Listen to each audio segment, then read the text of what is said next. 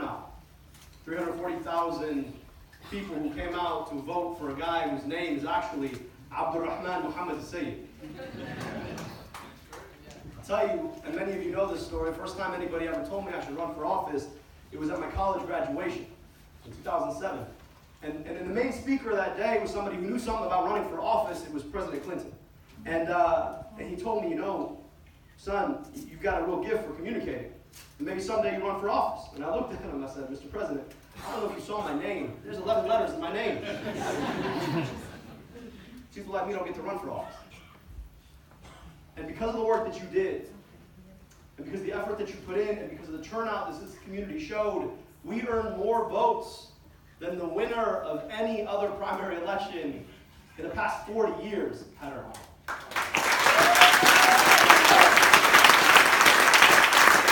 And my hope is that the next kid whose name is Abdurrahman or Muhammad or Khadija or Aisha or Brian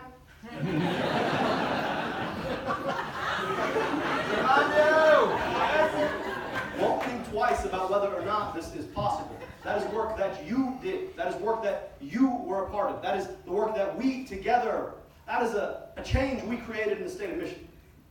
Now, I'm honored and privileged to be here today. Because for those of you who are there at my concession, I told you, don't you dare Abdul or bust me. Why? Because I'll tell you that my dad took a bet on this America back in 1978. He was the eldest son of a vegetable salesman. And my grandmother, who is yet to this day the wisest, most intelligent human being I have ever met, he took a bet on an America that was big enough for a person named Muhammad, that he could be just as American as anyone else. Your parents and grandparents, no matter how far back you go, made that same bet at some point. And about 9 months ago, my wife, Sarah, and I, we were blessed to have his granddaughter, our first child. She's ethnically half Egyptian like me. She's ethnically half Indian like her mom. She's 100% American. Growing up a female in a Muslim household.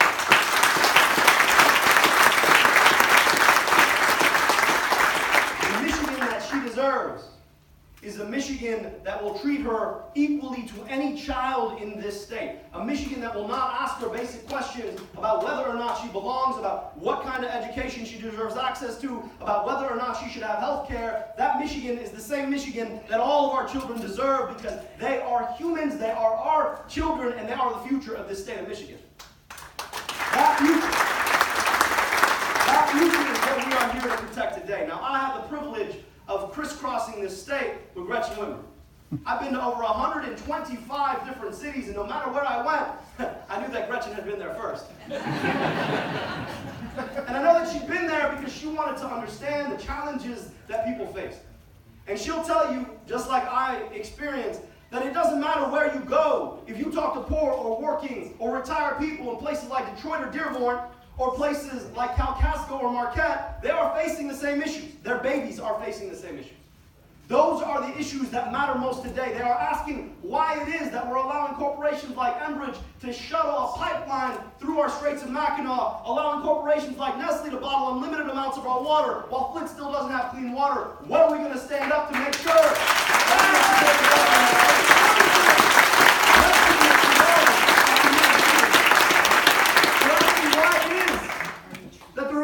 are too busy trying to impose work requirements in a state where 600,000 people still don't have health care? When are we going to stand up and create a path to universal health care? Gretchen and Garland will do that.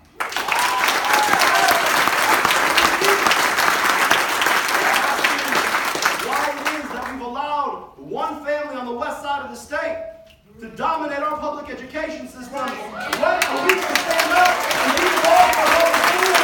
Gretchen and Garland. When are we going to fix the damn roads? We've got a choice this year. And that choice is whether or not we are committed to a Michigan that is committed to us. And that choice to me is not a choice. It's an obvious answer. A lot of folks ask me, why are you a Democrat? Because I say I have no choice. I'm serious. And the fact of the matter is that we don't have a choice in 2018.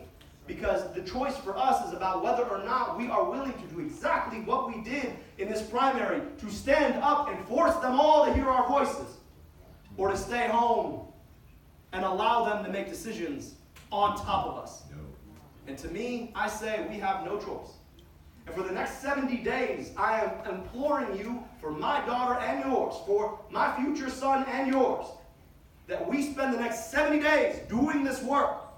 Because in this state of Michigan, we have to guarantee that it shouldn't matter the color of your skin, shouldn't matter how you pray, shouldn't matter who you love, shouldn't matter how you identify, where you grew up, what you call home. What should matter is that you are our sister and brother in this state of Michigan. We will dignify you as the human that you are, and we will make sure that this state is a place where it should not matter who you are, but what you believe in. And in this state, I know that Gretchen and Garland are the people who are going to protect that for all of us.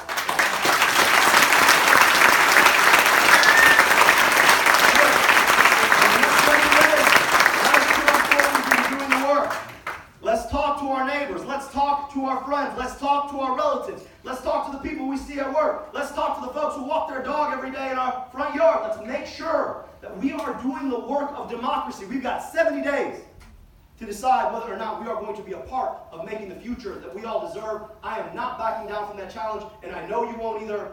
And that's why I am supporting Gretchen and Garland. Garland, I already called it the G2 ticket. I'm supporting the G2 ticket, and I believe that you should too. It is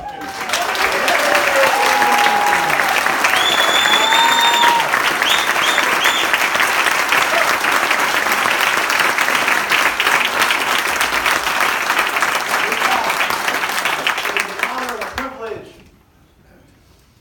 to introduce a woman who I know believes in you and I.